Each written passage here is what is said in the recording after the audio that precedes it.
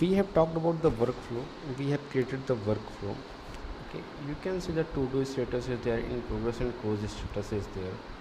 I want some other status like waiting for approval, etc. How I can do that? Go to workflow.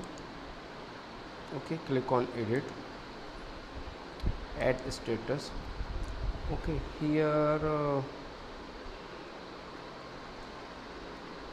pending for approval.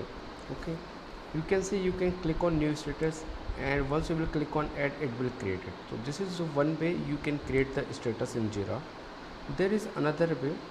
Click on setting cog button, go to issues, go up. Here you can see status. There are three type of status categories available. One is to do, in progress, and done. Only three category. These will be only three colors: to do, in progress, and done. You can create a number of status, but category will be only three. Okay, I am going to see. I am going to add implement. Okay, implement, and it will be category for done because it's done. Okay, like this.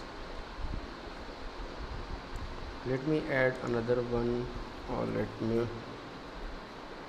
waiting for approval. It's waiting, so where it's a in progress but waiting for the approval.